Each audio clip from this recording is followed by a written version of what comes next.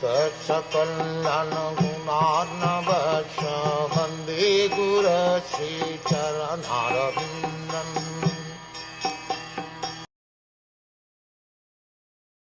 From the mode of goodness the mind is generated and becomes manifest, as also the 10 demigods controlling the bodily movements.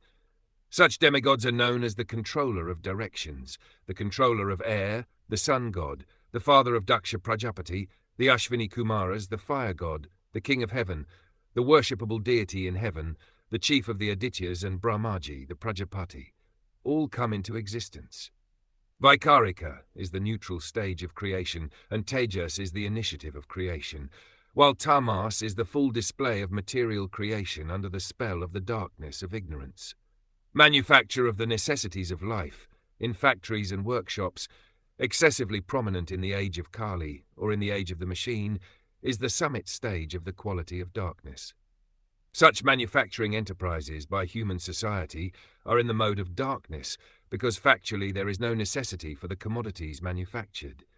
Human society primarily requires food for subsistence, shelter for sleeping, defense for protection, and commodities for satisfaction of the senses. The senses are the practical signs of life, as will be explained in the next verse. Human civilization is meant for purifying the senses, and objects of sense satisfaction should be supplied as much as absolutely required, but not for aggravating artificial sensory needs. Food, shelter, defense, and sense gratification are all needs in material existence. Otherwise, in his pure, uncontaminated state of original life, the living entity has no such needs. The needs are therefore artificial, and in the pure state of life there are no such needs. As such, increasing the artificial needs, as is the standard of material civilization, or advancing the economic development of human society, is a sort of engagement in darkness without knowledge. By such engagement, human energy is spoiled, because human energy is primarily meant for purifying the senses in order to engage them in satisfying the senses of the Supreme Lord. The Supreme Lord, being the supreme possessor of spiritual senses, is the master of the senses, Hrishikesha.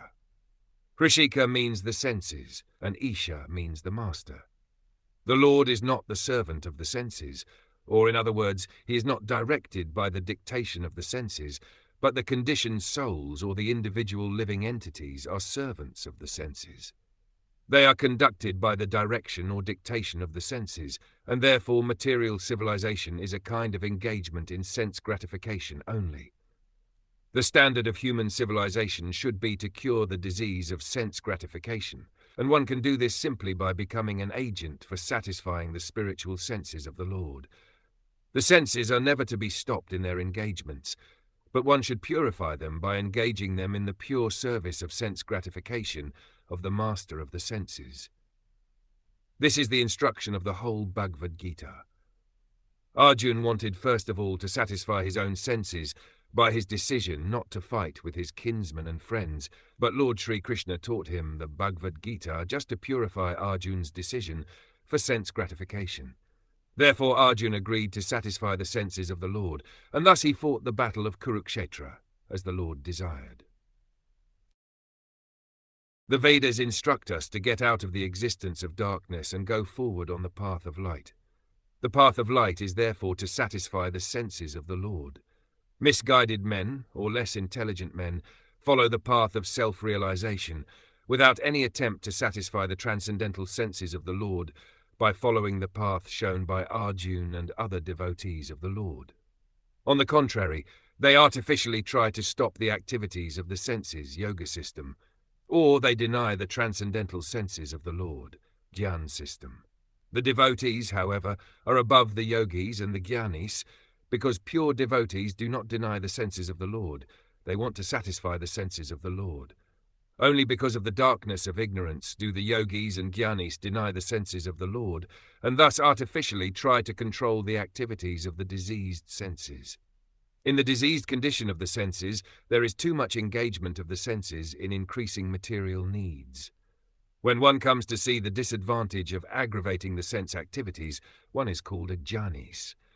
And when one tries to stop the activities of the senses by the practice of yogic principles, he is called a yogi.